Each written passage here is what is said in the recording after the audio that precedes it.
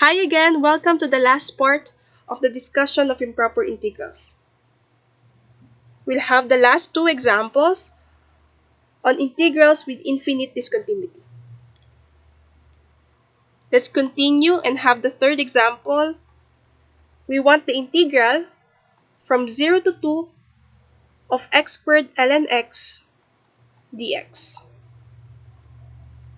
Okay, again, the first step is to always check the continuity of your function. We note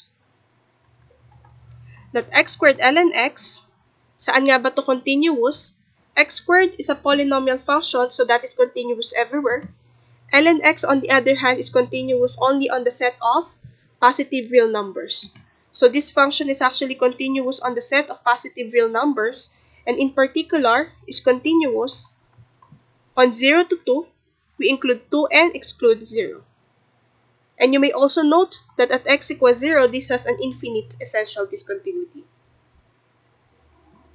Since that holds,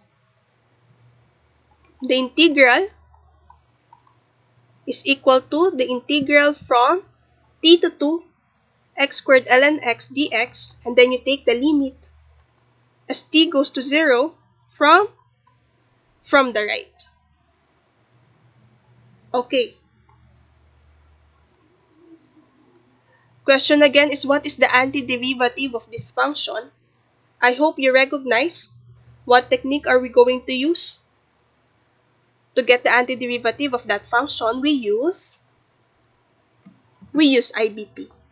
So I leave it to you to verify. Please do. Verify that the antiderivative of x squared ln x dx, this is given by x cubed ln x over 3 minus x cubed over 9 plus c. You use here integration by parts.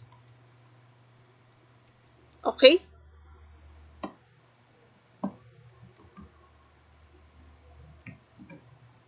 So that is the antiderivative of our function. So that we have limit as t goes to 0 from the right of x cubed ln x over 3 minus x cubed over 9. And we evaluate this from x equals t to x equals 2. Let us substitute. We get limit as t goes to 0 from the right of 8 ln 2 over 3 minus 8 over 9. That's when x equals 2. And when x equals t, we have minus t cubed ln t over 3 minus t cubed over 9. We have limit of a sum here, and we know that limit of a sum is just sum of the limits. So, pwede nating i-distribute ang limit, ano? Copy lang natin yung constants. Then, we have minus limit as t goes to 0 from the right of t cubed ln t over 3 minus, so positive, plus the limit of t cubed over 9 as t goes to 0 from the right. Now, this one is very, very clear that this goes to 0. Ito na lang ang kailangan nating isolve. So, let's solve for that. We may solve for that separately. So, meanwhile, we take the limit as t goes to 0 from the right of t cubed ln t over 3. If t were 0, what will we have? We have sa taas 0 times as t goes to 0 from the right, ln goes to negative infinity. So, you have 0 times infinity. This is an indeterminate form. What do we do kapag ganyan ang indeterminate form?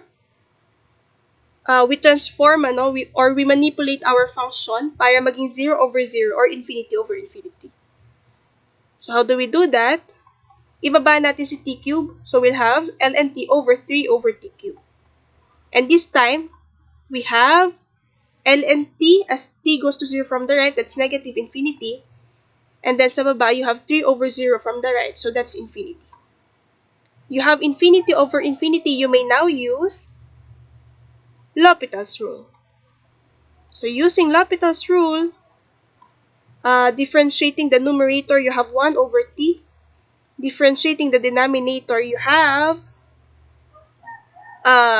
you may look at it as 3 times t raised to negative 3, so that you have 9, negative 9, t raised to negative 4.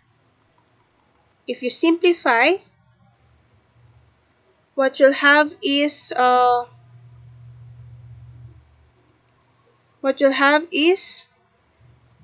t cube over negative 9, or negative t cube over 9. And this clearly goes to 0. So actually, this limit goes to 0. Therefore, our integral from 0 to 2 x squared ln x dx, this actually converges and is equal to 8 ln 2 over 3 minus 8 over 9.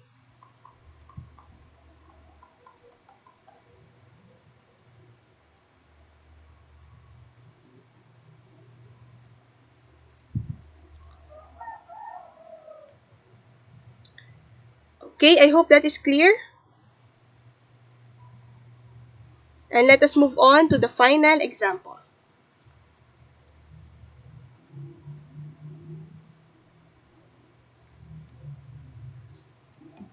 So for the final example, we want the integral from 0 to positive infinity of e raised to negative square root of x over square root of x dx. Okay, again, first step is to check the continuity of your function. Okay, for the numerator, you just want the square root of x to be well-defined because the exponential function is well-defined or continuous everywhere. So you just want square root of x to be well-defined. That is, you want x to be non-negative. However, square root of x is also in the denominator. So you also want this to be non-zero. So you want x to be non-negative and at the same time not equal to 0. So this is actually continuous on the set of positive real numbers.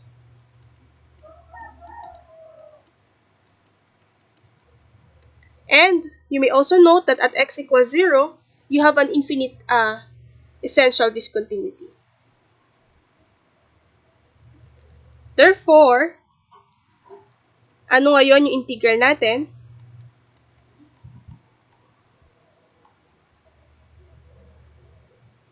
Okay, observe that your limits of integration, yung 0, meron kang infinite discontinuity. Pero at the same time, meron kang infinite limit of integration. So, napaghalo, meron kang infinite limit of integration and infinite discontinuity. So, how do we do that? We split our integrals, our integral into 2. So, you have plus sum of 2 integrals from 0 to a constant of your choice plus integral from a constant of your choice to positive infinity.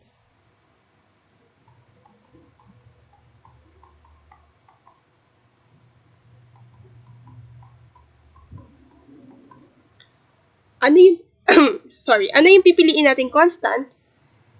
Pili ka ng constant kung saan siya continuous. So, pili ka ng constant sa interval na to. And for simplicity, let's choose 1. Now, you have a sum of 2 improper integrals. Etong isa, with infinite discontinuity. Etong isa ay with infinite limit of integration. And then we solve for them separately. If at least one of them is divergent, then the given integral is already divergent.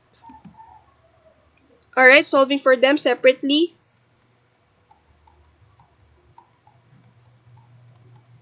This one, the problematic limit of integration is 0. So we replace 0 with the variable, say t. And then we take the limit as t goes to 0 from the right. From the right, no? 0 to 1, pero from the right.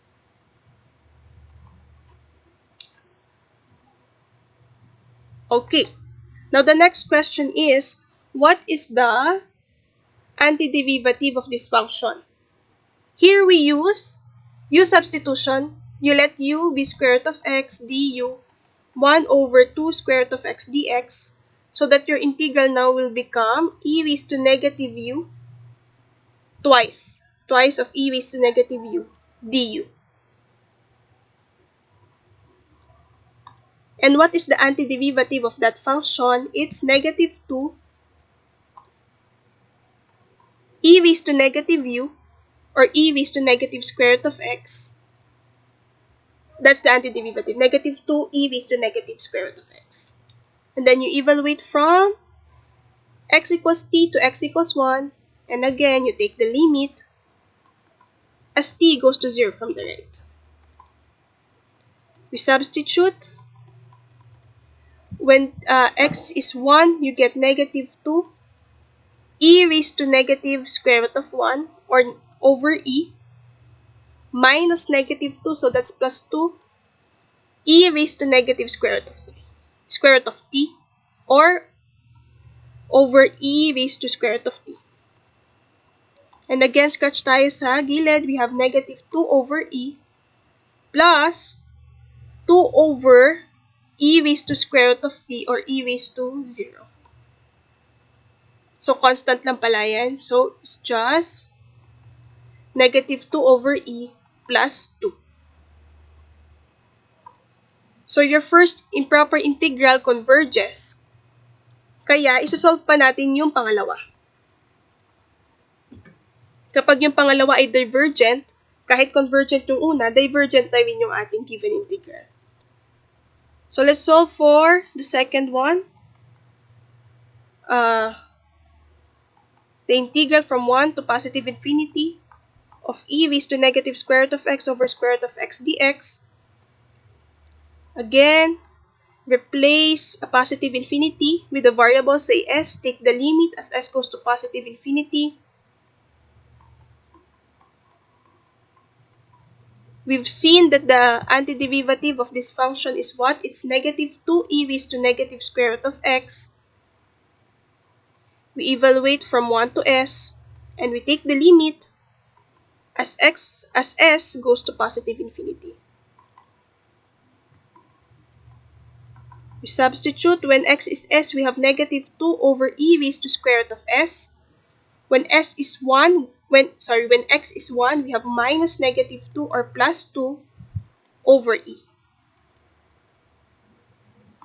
Scratch tayo sa gilid. As s goes to positive infinity, we have negative 2 over e raised to infinity plus 2 over e.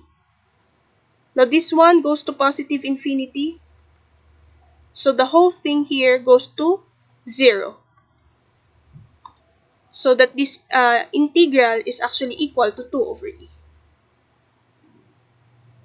Hence, your two summands are both convergent. So we conclude that the integral from 0 to positive infinity of e raised to negative square root of x over square root of x dx, this converges and is equal to, this is equal to negative 2 over e plus 2 over e, or that is 2. So this is convergent.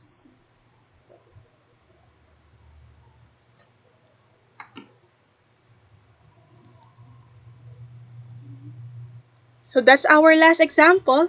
That's it for the discussion of improper integrals. Thank you so much for your time. Have a great day ahead. Bye-bye.